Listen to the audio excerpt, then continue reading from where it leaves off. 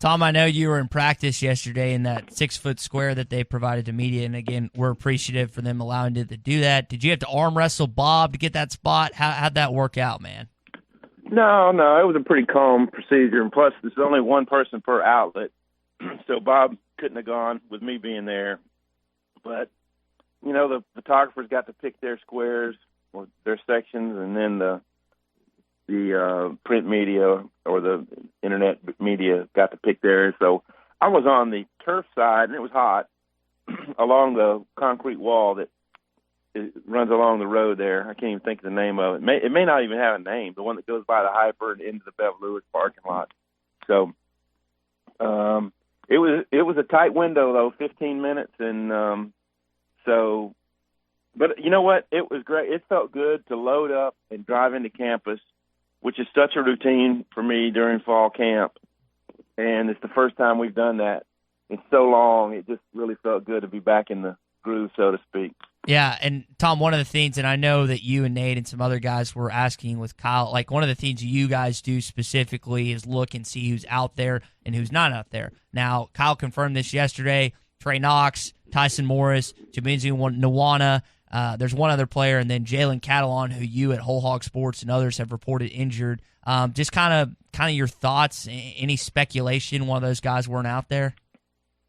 No, there could be any number of things, honestly. And starting cornerback Jarquez McClellan was another one. That's of the those. other one, yeah. Yeah, so it could have been, any number of things. And we have to kind of put that with an asterisk to it, which is that a lot of these position groups are way across the field. The linebackers were really far away, and for me, and you kind of try to go through it as quickly as you can, but you're also trying to take in what the coaches are like, what the quarterbacks look like. It's a whole lot to try to ingest in 15 minutes. Yeah. And so there's a margin for error that, maybe some of those guys were just hidden behind a player, and then you look back and they're hidden again, and then you just miss them. Yeah. So, but those are the ones we feel pretty certain were not out there yesterday. All right, so you had 15 minutes. Tell me what you saw yesterday. Well, I was checking off defensive people yesterday. I thought the defensive line games that the coaches have talked about, like Isaiah Nichols is a bigger man than he was. Jonathan Marshall, he was already a big dude, but they just look, more chiseled, not as they just look more like SEC defensive linemen. Those were the guys closest to me. And a couple of times I looked across the way and saw quarterbacks. And Felipe Franks, it looks to me, every pass he delivers has a good spiral on it, and he just got authority in his throws. So he's a legit SEC starting quarterback caliber guy. Now, I saw Malik Hornsby run a bootleg, and he's moving to his left, so essentially throwing across his body and just delivered a strike, a bullet. And so, in my view, he's a guy who is also a running quarterback who's double threat. And honestly, having a dual threat quarterback is something that opens up so much more to your offense. And Arkansas is going to prosper from having that. It's just almost essential these days. So they look good, and the coaching staff. I thought it was funny that Jamil Walker, in combat boots, walked around the perimeter of the field like the whole time we were there, along with Fernando Verduzco, the new director of player development, a former Georgia player. He's a big dude. So, just a few observations during the time we were out there. All right, let me specifically ask you about Sam Pittman, because it's the first time anyone in the media's really been allowed to watch him command a practice. And what was his presence like as a head coach? Because I'm of the belief if you drop in from a hot air balloon knowing nothing, you ought to be able to pretty quickly identify who the head coach of the team is. What was the presence like of the first-year head coach of the Hogs? Yeah, from what I saw, he was moving from group to group, which is something he said on Monday he did, and just observing things, taking notes with his mask on. And that's one of the weird things. Is normally at a football practice, you're hearing all kinds of stuff. Now, I thought Brad Davis, the O-line coach, had about kind of the most command presence out there in terms of getting on with his guys and stuff. And so I didn't hear a lot of Sam, but the things that the coaches are saying, they're all hidden behind their masks. So muffled. It was really not as loud as the normal type of practice. So it was a little bizarre in that manner. But, hey, look, every interview we've had with players, assistant coaches, and everybody, they talk about how Sam is, is a good leader, has a great rapport with everyone, and so that's what I expect he's going to be doing, and not varying from that persona, a guy who gets along with people, who has a presence, and is a good leader of men. Talking with Tom Murphy here on the Morning Rush. Tom, one of the things we were discussing earlier, just kind of the difference when Sam Pittman came in compared to Chad Morris, kind of how the players been talking at this point. When you look at the type of relationship that Sam Pittman has with this team, are we overblowing them hyping up Pittman? Because I felt like they were doing the exact same thing with Morris in year one. Well, there's a tendency that, you want to embrace the new head coach as fans, and the players want to get on his good side, what have you. But compare what we've heard, throughout since Sam Pittman has been hired, from every assistant coach to all the players, the things they post on social media, this is our coach, proud of him, versus some of the things like another new head coach, Mike Norvell at Florida State.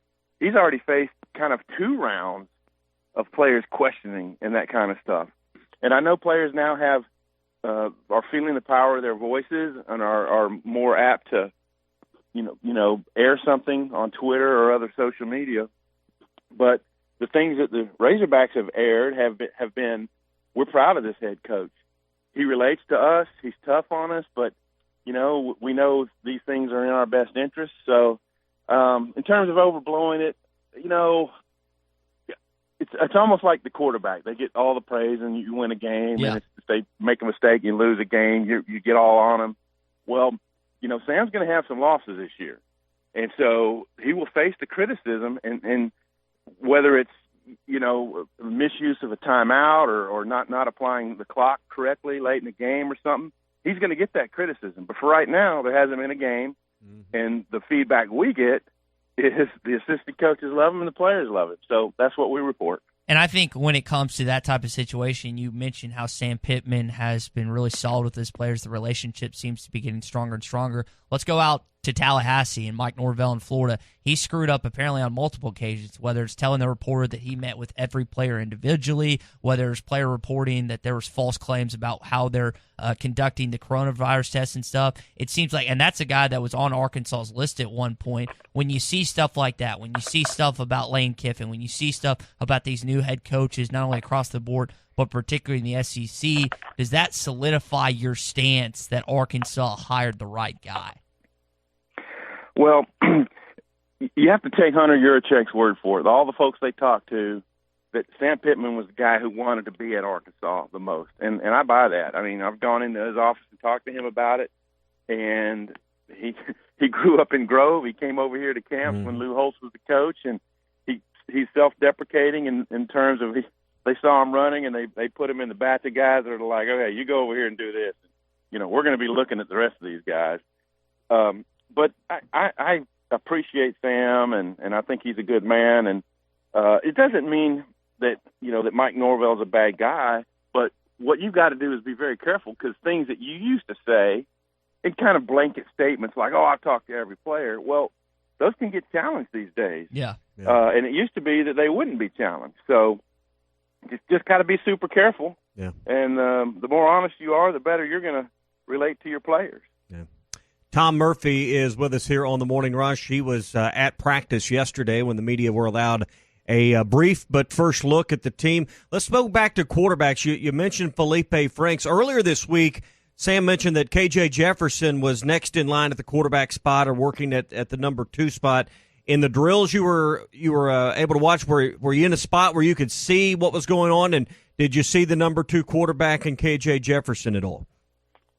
Yeah, definitely saw him, and Scotty Bordelon was over there closer with whole hog, and he saw some good passes out of KJ, and I've said on here before, and we all saw this last year. His accuracy is something he's got to work on, and I know that was his first action, like the Western Kentucky game, some underthrows, some overthrows, but he'll get better, and he's understanding the offense.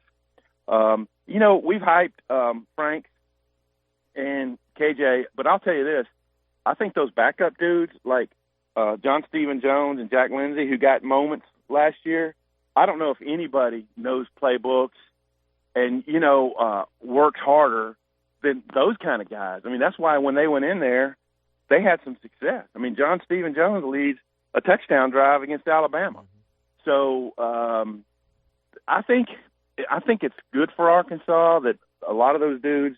It wasn't good for winning the games, but the fact that a lot of those dudes got playing time, if they have to use a John Stephen Jones or a Jack Lindsey this year, that they've already done it. They've been in that fire. So I can't imagine a quarterback spot that's got the depth that Arkansas has right now. Hey, and speaking of depth, I think we've all grown to appreciate numbers and maybe even just a roll call on the offensive line. I think while that gets glossed over a lot, we've grown to appreciate the sense of what it means at Arkansas and the low numbers they even had to practice with the last couple of years. As you looked at that unit practicing yesterday, what did it look like when they were a little more fully stocked, if you will, to conduct a practice? Yeah, they're going to build their numbers, and they're going to recruit well there. I did not get a big eye. They were kind of blocked to me by the D-line and D-ends. They were on the other side of the field. However, the numbers are going to keep getting better, and this coaching staff, I mean, they came in with a fresh eye, and I think they like Ricky Stromberg at center. Now, what does that mean for Ty Clary? Mm-hmm. Well, he was playing like in the second kind of grouping. They were doing interior guys in their own drill, and then the tackles in another one. But I don't know if that means that, hey, Stromberg is good enough to be our starting center, or we just need to prepare him. We already know he can play guard, to have more centers on the road. Yeah. So that's going to be sorted out during this camp. But they're going to look for the best 5. I mean, that's clear. And, obviously they like Myron Cunningham at left tackle. We know that, Dalton Wagner and Noah Gatlin can be good tackles for you. Shane Clinton's a guy who had a great offseason, so right now he looks to be the number 1 left guard. And so they've got a little bit of sorting to do, find their right guard. And Bo Limmer was out there yesterday running some right guard. And all these guys are going to get a look, and the newcomers are going to be pushing on them.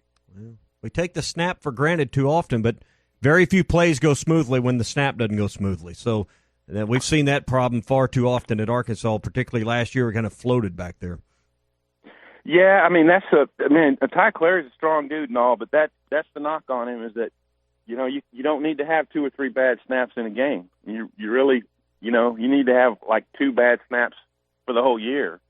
So there's something he's got to get better at to hold on to that starting job. And I think if I remember correctly, Coach Pittman had talked about that Luke Jones was at least working at some point at center, Tom. I don't know if that's I don't think it's primary position, but I think, and that's former Pulaski Academy kid, went to Notre Dame, transferred back to Arkansas, now on scholarship. I think Pittman was on record saying he's at least worked some point at center. Absolutely. They want to have as many guys that can back up on for a road game as they can. I mean, there might be reduced roster sizes, as Will Muschamp had pointed out earlier, to go to some of the road games this year, which I don't like the sound of it, but it may be something they do. And so, yeah, Luke Jones was more at left guard yesterday, but I don't doubt that during the course of a whole practice, he's still going to get some center reps. And it's a smart thing. Double train these guys. You got to be super versatile. And typically you won't see more than 8 or 9 guys on the offensive line in a given game that's tight. But you want them to be as double trained and ready to plug in at different spots as you can get them. Anything else catch your eye that we failed to ask you about from yesterday? I know it was only 15 minutes and there wasn't any scrimmaging really going on, but anything else catch your eye that we need to discuss? I wouldn't say so, but the good thing is now when we have these Zooms, and we won't have one on Friday, but we asked the players, who made big plays? What happened? Apparently Monteric Brown has had interceptions both days and maybe multiple ones yesterday. Mike Woods, he was with us yesterday, caught 3 TDs, and that's a combination of 7-on-7 and, the ones that you don't say run all the way into the end zone in individual drills and things like that. But let's see. I think he said that T.J. Hammonds, who's now at running at receiver, and who knows, but that might be a permanent position change. He caught a touchdown. And let's see. I think Peyton Osley caught a touchdown. And other guys had interceptions as well. So, it's a weird thing when you get that limited amount of time and you're trying to kind of do a roll call deal to try to take in everything. You got to have a real trained eye to do that fast. Yeah. You need more time. You need more than 15 minutes is what you need. Yeah, it would be nice to have a few more than 15 minutes. But I don't know. I think there's probably some schools that aren't allowing any access, so you take what you can get. That's the way to look at it. That's exactly right. Tom, have a great weekend, man. We'll talk to you on Tuesday, buddy. Sounds great. See y'all.